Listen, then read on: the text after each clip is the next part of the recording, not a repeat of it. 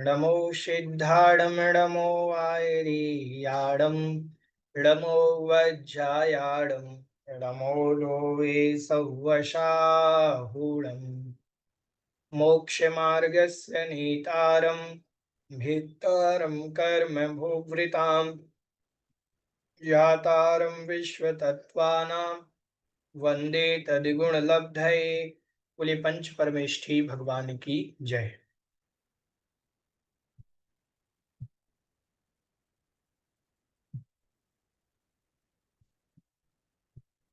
आइए प्रारंभ करते हैं।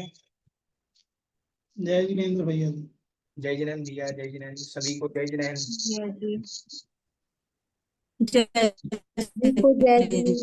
सभी को जय जिनेन्द्र। चलिए पेज नंबर निकाल लें 100 और गद्यांश नंबर था अपना 241 241।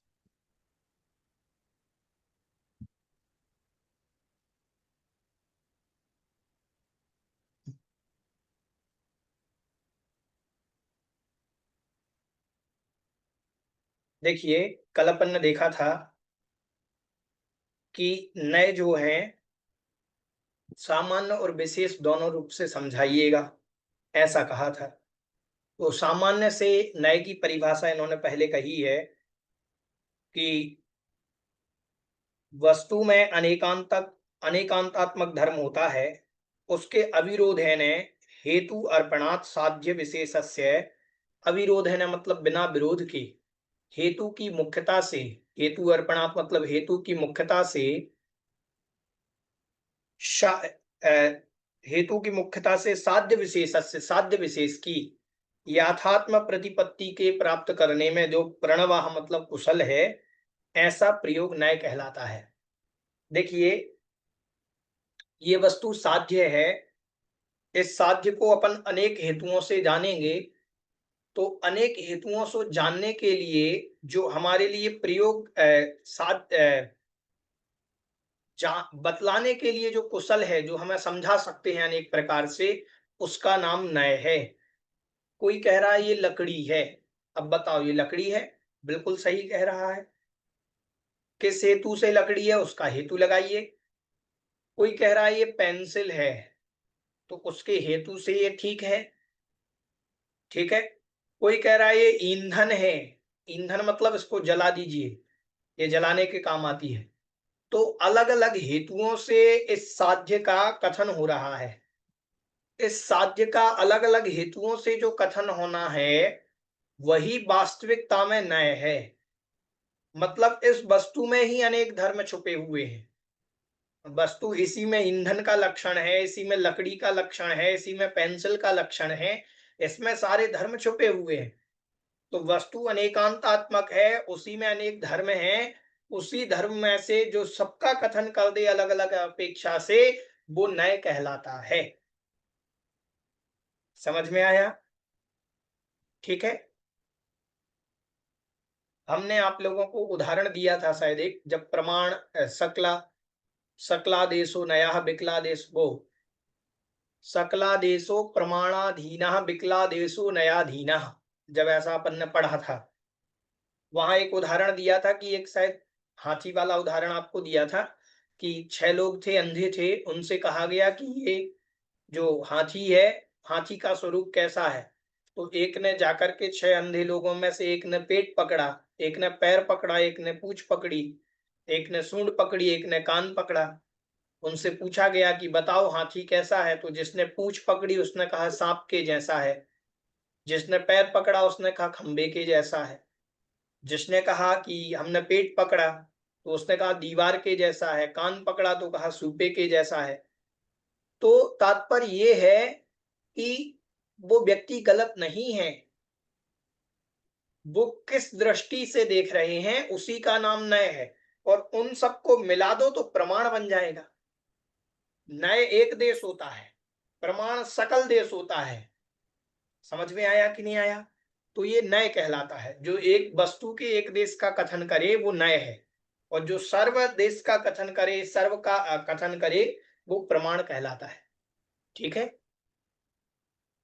सद्वेधा द्रव्यार्थिकः पर्यार्थिकश्चेति, वह दो प्रकार का है। कौन? नय। एक द्रव्यार्थिक नय और एक पर्यायार्थिक नय। आगे कह रहे हैं द्रव्यम सामान्यम उत्सर्गः अनुवृत्ति इत्यर्थः। द्रव्य को क्या क्या कहते हैं? द्रव्य के पर्यायवाची नाम है। द्रव्य कहें, सामान्य कहें, उत्सर्ग कहें और अनुवृत्ति कहें, ये द्रव्य के पर्यायवाची नाम हैं। मतलब द्रव्य को द्रव्य भी कह सकते हैं, सामान्य भी कह सकते हैं, उत्सर्ग भी कह सकते हैं और अनुवृत्ति भी कह सकते हैं। और तद विषयो द्रव्यार्थिकः, और इनका जो विषय है, द्रव्य का, सामान्य का, उत्सर्ग का और अनुवृत्ति, इनका जो विषय है वो विषय द्रव्यार्थिक कहलाता है। ऐसे ही पर्यायो विशेषो अपवादो व्यावृत्ति इत्यर्थ। अब पर्याय के भी अर्थ हो गए, एक पर्याय हो गया, एक विशेष हो गया, एक अपवादो हो गया, एक व्यावृत्ति हो गया। ठीक है, चार। आप लोगों को सामान्य और विशेष तो पढ़ने में आए होंगे।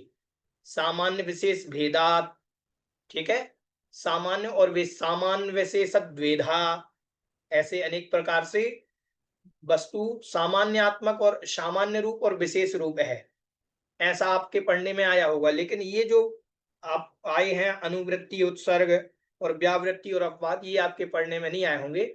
ये बहुत कम स्थानों पर ही पढ़ने में मिलते हैं। फिर तद विषय द्रव्यार्थिका, और उसको जो विषय करता है वो द्रव्यार्थ, वो पर्यायार्थिक कहलाता है। तयो भेदा नैगम आदयः, और उन्हीं दोनों के भेद हैं नैगम नय आदि। किन दोनों के भेद हैं? द्रव्यार्थिक और पर्यायार्थिक नय के भेद ही हैं नैगम आदि। हाँ रानू जी, आपकी क्या जिज्ञासा है? भैया जी, व्यावृत्ति का क्या मतलब है? व्यावृत्ति का मतलब है पर्याय। मतलब ये कुछ संधि है क्या? आवृत्ति प्लस आगे समथिंग व्यय। देखो, शब्द तो बनते हैं वी उपसर्ग पूर्वक, आंग उपसर्ग पूर्वक, व्रत धातु से तिप प्रत्यय करने पर व्यावृत्ति शब्द बना। व्यावृत्ति शब्द कैसे बना? उसमें वी उपसर्ग लगा है, आंग उपसर्ग लगा है, व्रत धातु है और ती प्रत्यय है, तिप प्रत्यय है। ठीक है। तो ये जो शब्द बने हैं, ये अलग अलग अर्थ को धातु और उपसर्ग लगने से अलग अलग अर्थ निकाल देते हैं। जैसे हिरी धातु है हरति, ठीक है, हरति का मतलब क्या होता है? हरण करना, चोरी करना। और हमने उसमें सम उपसर्ग लगा दिया तो संहरति, संहार करना, मारना आ गया उसका अर्थ। ठीक है। संस्कृत में एक नियम है, उपसर्गेण धात्वार्थो बलाद अन्यत्र नीयते। उपसर्ग के द्वारा धातु के अर्थ को बलपूर्वक अन्यत्र ले जाया जाता है। ठीक है। तो वहां जो व्यावृत्ति, जो आवृत्ति है, वो उससे कोई लेना देना नहीं। यहां व्यावृत्ति का तात्पर्य है पर्याय। ठीक है, ऐसा। चलिए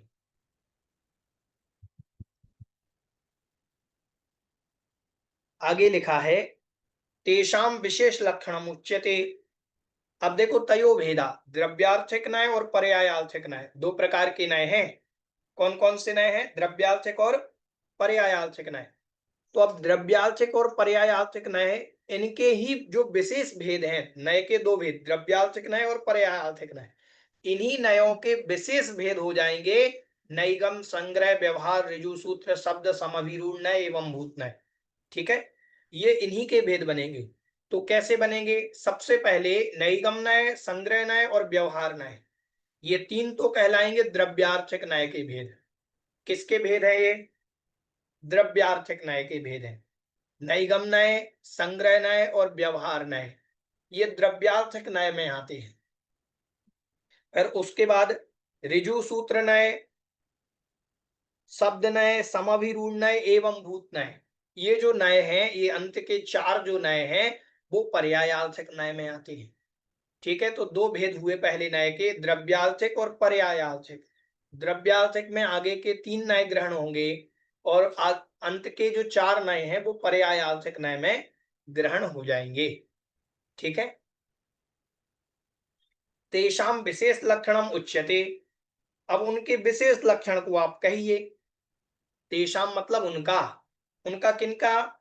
ये तो सामान्य लक्षण नयों का कह दिया, अब विशेष रूप से समझाइए कि नए क्या है। तो कह रहे अनभिवृत अनभिनिर्वृत्तात् संकल्पक मात्र ग्राही नैगमाः,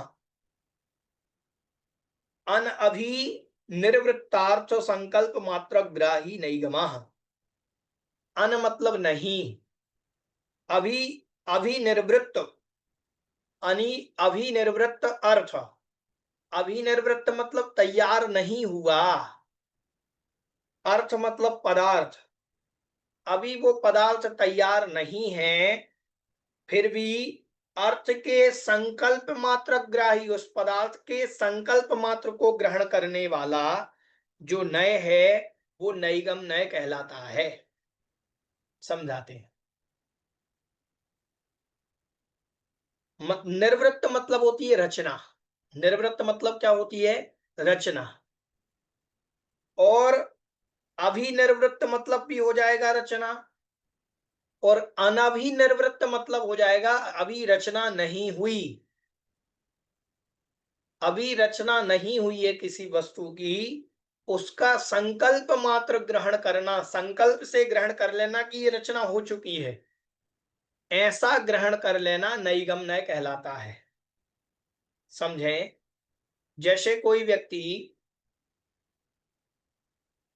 चावल बना रहा है, दाल बना रहा है, अब दाल बनाते समय अभी उसने कढ़ाई रखी हुई है चूल्हे पर और उसमें तेल मात्र डाला है। क्या डाला है? तेल मात्र डाला है और कुछ नहीं किया, और उनसे पूछा जाए कि आप क्या कर रहे हैं, तो वो कह रहे मैं दाल बना रहा हूं। अभी दाल कहां बनी? आपने तो, आप ये कहो कि अभी तेल गरम कर रहा हूं, वो कह क्या रहा है कि मैं दाल बना रहा हूं। तो जो वस्तु के क्रिया के संकल्प मात्र को ग्रहण कर ले, अभी वो बनी नहीं, उसकी प्रक्रिया ही चालू हुई है, तो वो नैगम नय कहलाता है। समझ में आया? ठीक है। जैसे कंचित पुरुषम परिगृहीत परसुम गच्छन्तम अवलोक्य कश्चित पृच्छति किमर्थम भवान गच्छति इति। कंचित पुरुषम, किसी पुरुष को, किसी पुरुष को परिगृहीत परशुम, परिगृहीत मतलब ग्रहण कर लिया है, परशुम मतलब परशु। परशु क्या होता है? एक अस्त्र होता है, तलवार जैसा, चाकू जैसा एक अस्त्र होता है। परशुराम, आपने नाम सुना? परशुराम एक अस्त्र लिए होते थे, जो वैष्णव मतावलंबी में एक परशुराम नाम के ऋषि हुए हैं, तो वो एक परशु फरसा लिए हुए होते थे। फरसा, फरसा को परशु कहा जाता है संस्कृत में।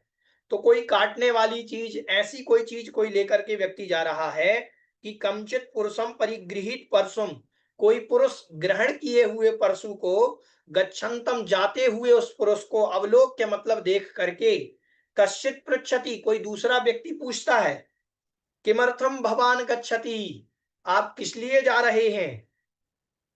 ठीक है, तो वो कहता है स आह, वह कहता है प्रस्थम आनेतुम इति, मैं तो धान लेने के लिए जा रहा हूं, धान लेने जा रहा हूं।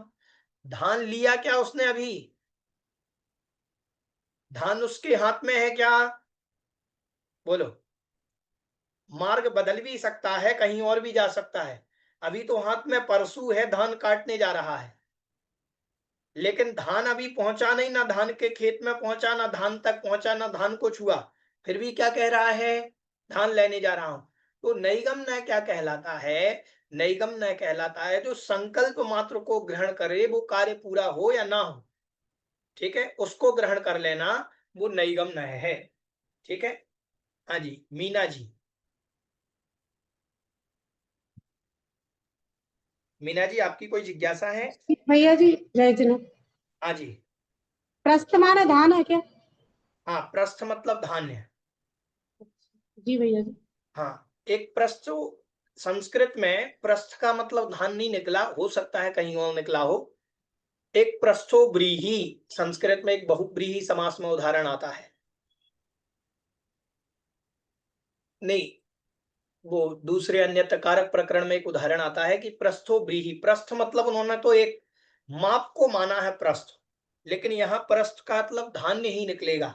ठीक है, वहां पर उन्होंने जो अन्यत्र प्रस्थ का अर्थ जो उन्होंने लिया है, वो तो उन्होंने प्रस्थ का अर्थ लिया है एक माप, नाप तोलने वाला कोई स्थान। जैसे क्या होता था पहले के जमाने में, एक क्या होता था, मुझे नाम ही याद नहीं है उनके, गेहूं वगैरह किराने की दुकान में आते थे, तो वो गेहूं लेकर के आए, तो उन्होंने एक माप रखा था, उसमें गेहूं डाले तो आपको इतनी सामग्री वो दे देते थे। ठीक है, पौआ, भैया जी पौआ बोलते शायद। हाँ, पौआ बोलते हैं, पौआ अलग होता है, और भी, और उनको क्या बोलते हैं मुझे स्मरण में नहीं आ रहा है। हाँ, वो भी बोलते होंगे, जो भी बोलते हो, अलग अलग माप होते थे पहले, एक डिब्बे से बनाए होते थे, उसमें वो बराबर भरते थे इतना गेहूं, एक पसेर, पसेर पसेर बोलते थे, क्या बोलते थे, तो वो जो है अलग अलग माप होते थे, उनको प्रस्थ कहा जाता था। ठीक है, भैया जी चौथिया बरैया बोलते थे, बरैया। हाँ, बोल सकते हैं, और अलग अलग स्थान पर अलग अलग चीज बोलते होंगे।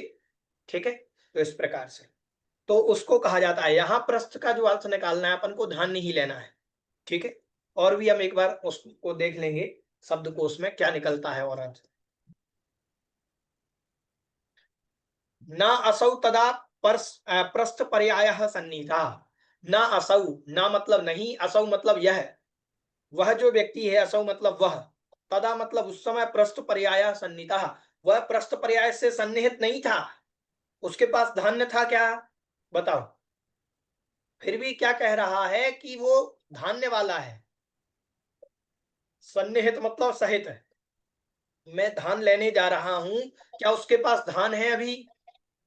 फिर भी संकल्प मात्र को ग्रहण करना, जैसे हमने आपको उदाहरण दिया, दाल बना रहे हैं, अब दाल कहाँ बना रहे हैं, अभी तो तेल गरम कर रहे हैं। समझ में आया कि नहीं आया? ठीक है, ऐसे आगे कहा कि तत् अभी निर्वृत्तये संकल्प मात्रे प्रस्थ व्यवहारा। तत् अभिनिर्वृत्तये, तत् मतलब उसके, अभिनिर्वृत्तये, अभिनिर्वृत्त होने पर, रचना होने पर, रचना के लिए संकल्प मात्रे, संकल्प मात्र का जिसने ग्रहण किया है, प्रस्थ व्यवहारा, संकल्प मात्र से प्रस्थ का व्यवहार किया गया है, वो मात्र कहने में आ रहा है कि मैं धान्य लेने जा रहा हूं। ठीक है, वास्तविकता में तो अभी परसों लेकर के जा रहा था, ऐसा है। तथा एध उदक आदि आहरणे व्याप्रियमाणम कश्चित पृच्छति किम करोति भवान इति। तथा मतलब वैसे ही दूसरा उदाहरण दे रहे हैं। ईद एध उदक, एध मतलब होता है ईंधन, उदक मतलब होता है जल। ठीक है, उदक चंदन तंडुल पढ़ते हैं आप लोग, तो उदक का मतलब क्या होता है, जल। एधोदक, एध प्लस उदक मिलकर के बना एधोदक। एध और उदक के आदि आहरणे में, अभी ईंधन और जल आदि ग्रहण कर रहा है, आहरण कर रहा है, इकट्ठा कर रहा है।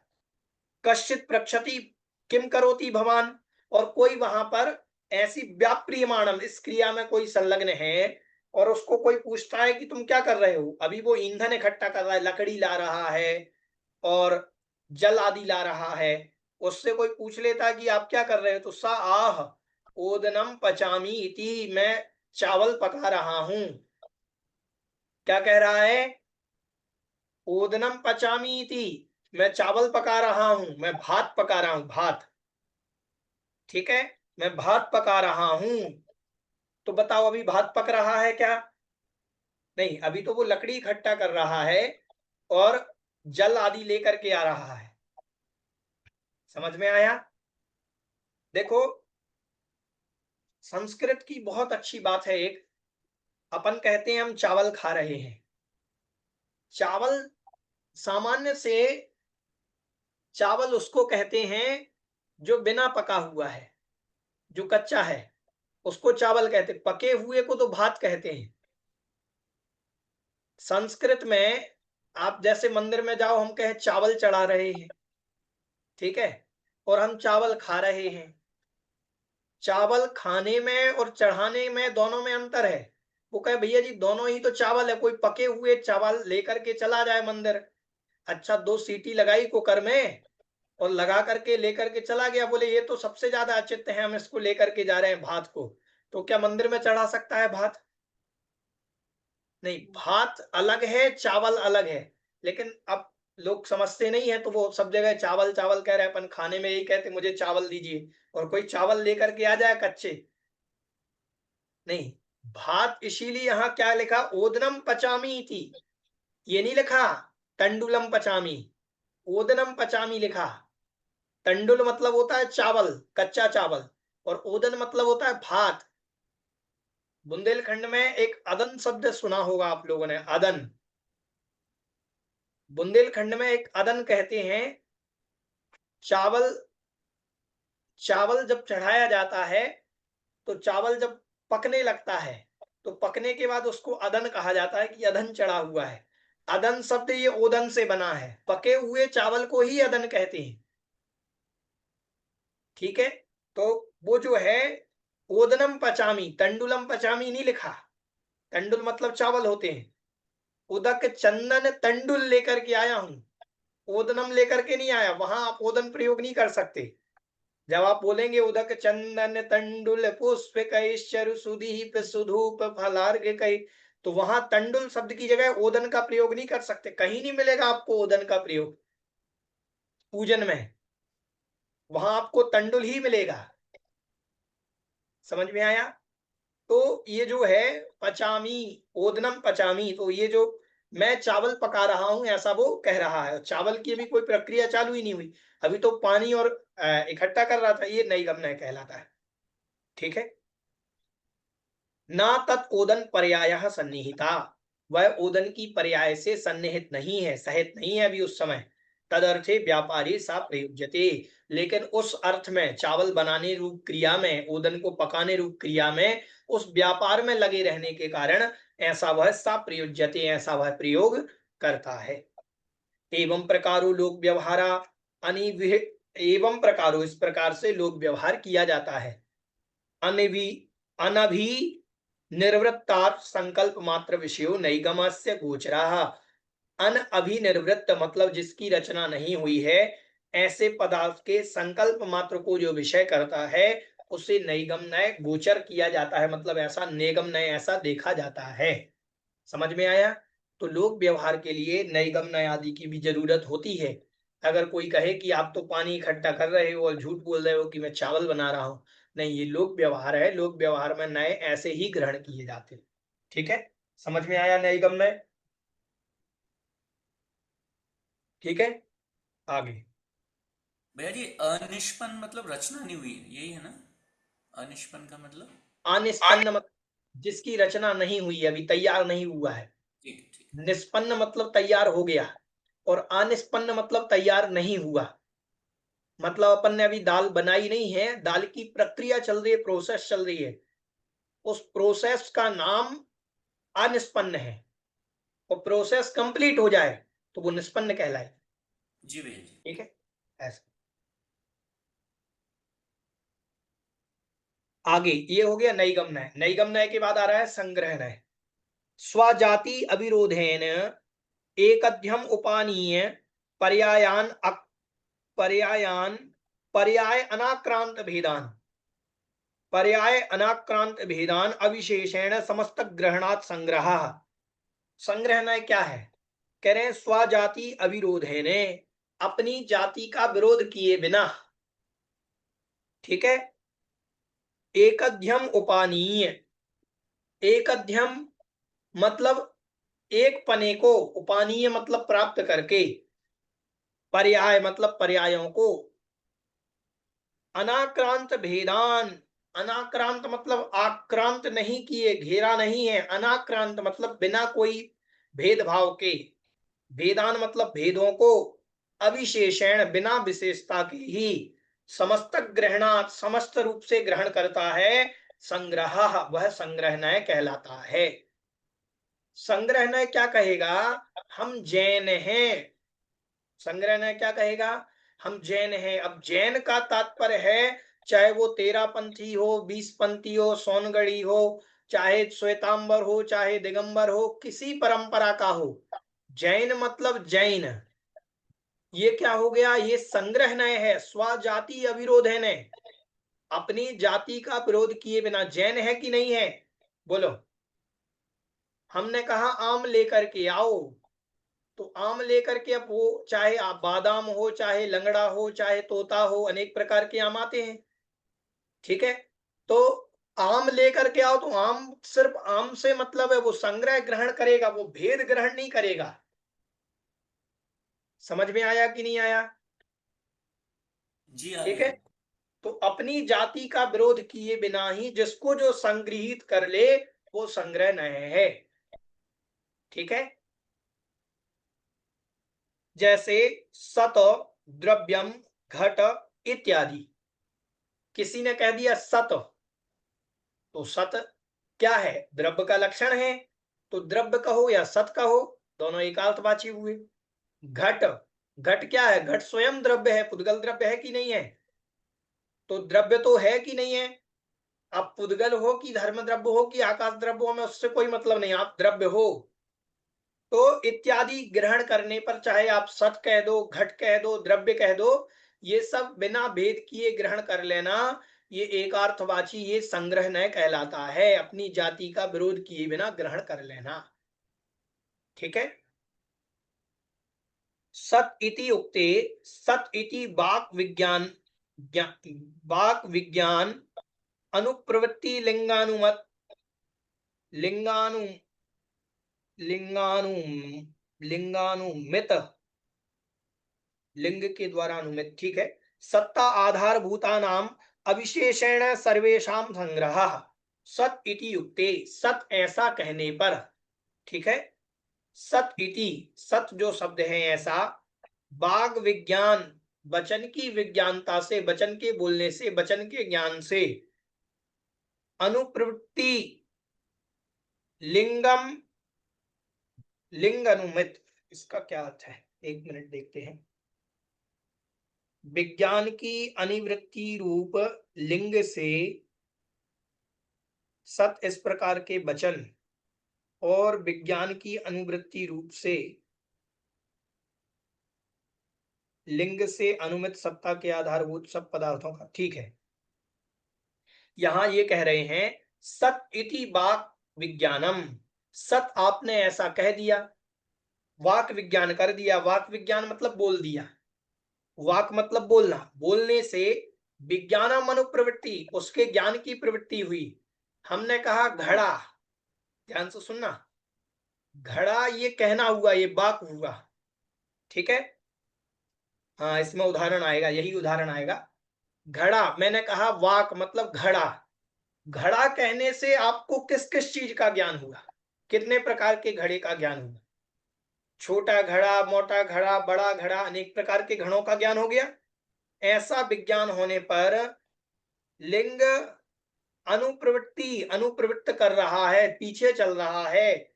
लिंग मतलब चिन्ह में, चिन्ह मतलब कोई चिन्ह विशेष। अनुमित सत्ता आधार, अनुमित मतलब अनुमानित, सत्ता के आधारभूता नाम, जो मात्र घड़ा है ऐसा सत्ता के आधारभूत, अविशेषण है, बिना विशेषता किए, कोई विशेषता नहीं कर रहा है, कोई भेद नहीं कर रहा है, सर्वेषाम संग्रह, और सभी का संग्रह कर लेता है। मैंने कहा वाक वचनों से कहा घड़ा, घड़ा कहने से हमें छोटे बड़े घड़े से कोई मतलब नहीं, घड़ा मतलब घड़ा। ऐसा अपनी बुद्धि में ज्ञान क्या हुआ? घड़े का।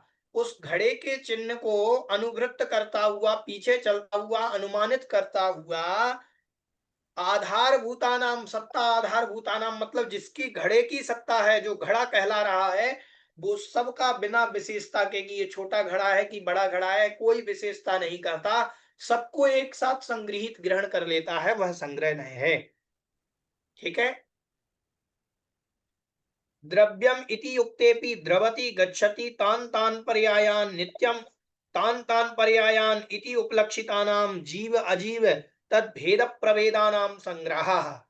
द्रव्यम इति युक्तेपि, किसी ने कह दिया द्रव्य, द्रव्य ऐसा कहने पर, द्रवति गच्छति तान तान पर्यायान मतलब जो प्राप्त होता है अलग अलग पर्यायों को, उसे द्रव्य कहते हैं। द्रव्य किसे कहा जाता है? जो अलग अलग पर्यायों को हमेशा प्राप्त होता रहता है, उसे द्रव्य कहते हैं। ठीक है। तो कह रहे हैं कि जो द्रवति मतलब जाता है, गच्छति मतलब गमन करता है, तान तान पर्यायानी, पर्यायान उन उन पर्यायों को, इति उपलक्षितानाम ऐसा उपलक्षित होने से, जीव अजीव तत्भेद प्रभेदानाम जीव भी ग्रहण हो जाएगा, अजीव दो भेद हो गए, जीव और अजीव द्रव्य के, तो जीव अजीव दोनों द्रव्यों को भेद प्रभेदानाम उनके भेदों को और प्रभेदों को संग्रहा उनका संग्रह कर लेना, ये संग्रहणय है। मैंने कहा द्रव्य, द्रव्य कहने से किन का ग्रहण हुआ? छहों द्रव्य का ग्रहण हो गया। पहले तो दो भेद ग्रहण किए, जीव और अजीव। जीव अजीव ग्रहण करने के बाद प्रभेद किए, जीव का एक भेद, प्रभेद अजीव के 5 भेद, उद्गल, धर्म, अधर्म, आकाश, काल। तो सबका संग्रह द्रव्य शब्द में हुआ कि नहीं हुआ? बोलो। द्रव्य कहने से कितने का ज्ञान हुआ? जीव द्रव्य का कि अजीव द्रव्य का? दोनों का ज्ञान हुआ। समझ में आया? ठीक है, ऐसा। तथा घट इति युक्तेपि, अब देखो तीनों के उदाहरण दे दिए उन्होंने, सत का भी दिया, द्रव्य का भी दिया, अब घट का उदाहरण दे रहे हैं। घट इति युक्तेपि घट ऐसा कहने पर, घट बुद्धि अभिधानम अनुलिंग अनुलिंग अनुमित सकलार्थक संग्रह। घट इति अभिधानम, घट बुद्धि इति अभिधानम, घट रूप बुद्धि का, घट रूप प्रक्रिया से, घट रूप बुद्धि से अभिधान करना, कथन करने पर, अनुमित लिंग, अनुमित मतलब अनुमानित चिन्ह के द्वारा, नहीं अनुगम, अनुगम लिंग है, सॉरी अनुमित नहीं है यहां, क्योंकि 2 बार आ जाता नहीं। अनुगम मतलब जो अनुसरण कर रहा है। ठीक है। लिंग मतलब लिंग का, चिन्ह का। जो हमने घड़ा कहा, तो घड़ा कहने पर किस चिन्ह का अनुसरण कर रहा है वो चिन्ह? कोई आकृति विशेष आपके मन में बनेगी कि नहीं बनेगी? बताओ। घड़ा कहने पर आपके मन में क्या आकृति बनी सबसे पहले? बोलो। किताब की आकृति बनी क्या? नहीं बनी, घड़े की आकृति बनी। तो ये हो गया अनुगम लिंग, एक पीछे चलने वाले चिन्ह पर, किसी एक चिन्ह पर गमन किया उसने। और अनुमित सकलार्थ, और उसको अनुमान करने वाले समस्त पदार्थों को संग्रह, संग्रह कर लेता है। अब हमने घड़ा ऐसी बुद्धि से कहा, ऐसा सोचा, तो पहले तो हमने घड़े का निशान बनाया, चिन्ह बनाया कि ऐसा घड़ा होता है। अब छोटा घड़ा, बड़ा घड़ा, सब प्रकार के घड़ों को संग्रहित कर लिया, लाल घड़ा, काला घड़ा, अनेक प्रकार के घड़ों को संग्रहित कर लिया। ठीक है। एवं प्रकारो अन्योपि संग्रहणयस्य विषयः, इस प्रकार से अन्य भी संग्रहणय के विषय हो जाते हैं। संग्रहणय मतलब अपनी जाति का विरोध किए बिना वस्तु को ग्रहण कर लेना, ये संग्रहणय है, सीधी सीधी बात। ठीक है, समझ में आया? यहां तक किन्हीं की कोई जिज्ञासा तो नहीं? नहीं भैया जी, ठीक है। ठीक है, चलिए आगे कह रहे हैं,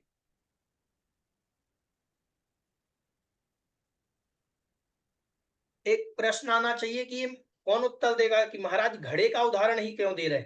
हर जगह जो पिछले भी उदाहरण आए वो घड़े घड़े के ही उदाहरण आए। कोई उत्तर दे सकता है इसका?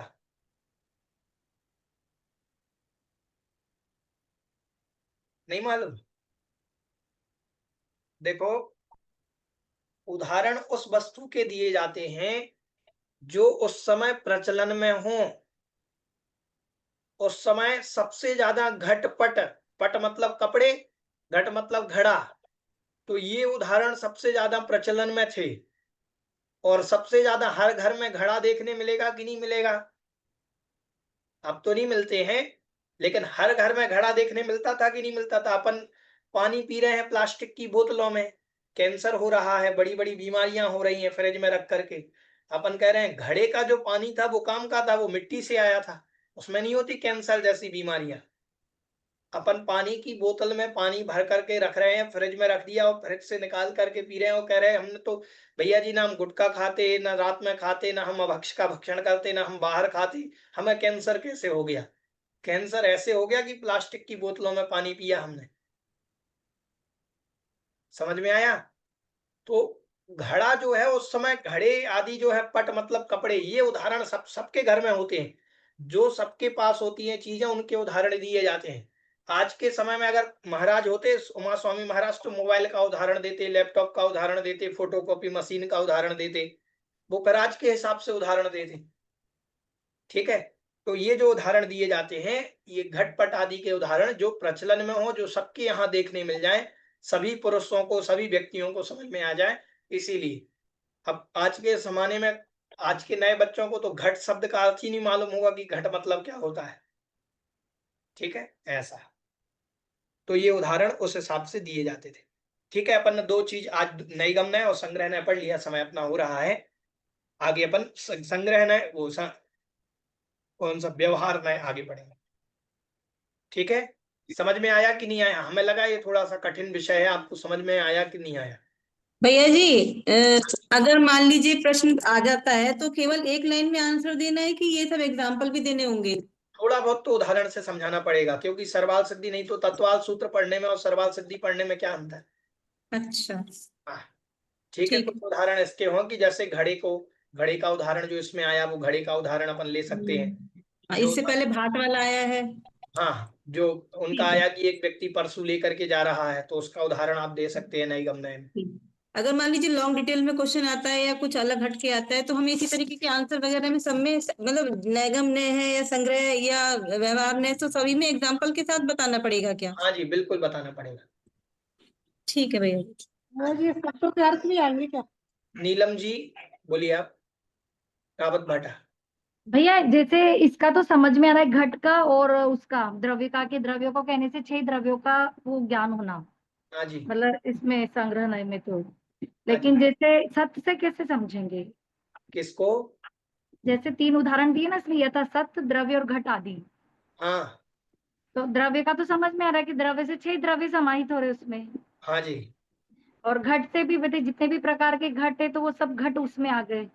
ठीक है। और सत्य में क्या लेंगे? सत, सत मतलब अस्तित्व। हाँ वो तो समझ रहे कि अस्तित्व किस चीज सत का? मतलब अस्तित्व, तो हमने कहा सत, सत कहने से जो जो दुनिया में है सबका संग्रहण हो जाएगा। दुनिया मतलब में जिन क्या क्या है? सभी जीव अजीव सभी सब हर व्यक्ति, हर वस्तु का अस्तित्व है। हाँ, तो 6 द्रव्य ही है, इसके अलावा तो कुछ नहीं है ना। हम्म। तो वो सब ग्रहण हो जाएंगे, जो सत है जो है उसका ग्रहण हो जाएगा।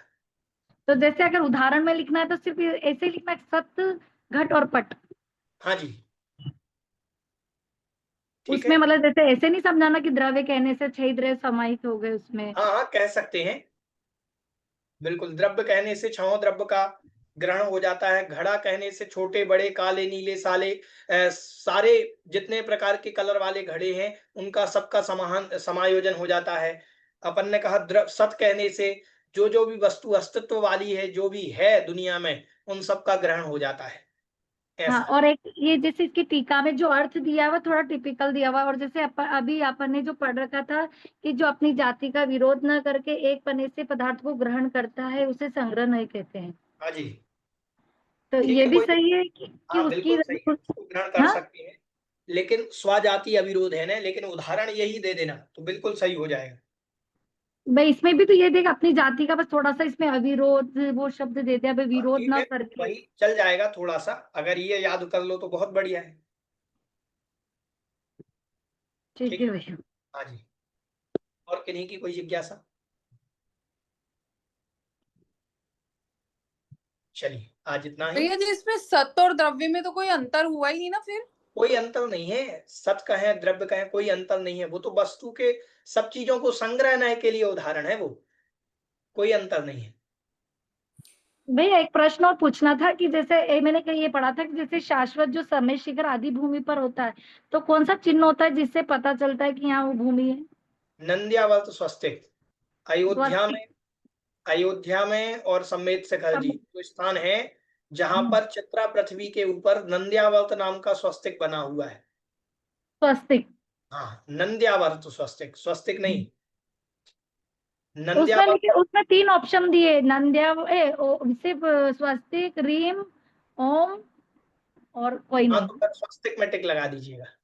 और एक है कि तीर्थंकर को मंदिर जाते हैं या नहीं जाते अपने जीवन काल में? तीर्थंकर मंदिर नहीं जाते जीवन काल में कभी, नहीं जाते, नहीं, उन्हें भगवान के दर्शन करने की जरूरत नहीं होती।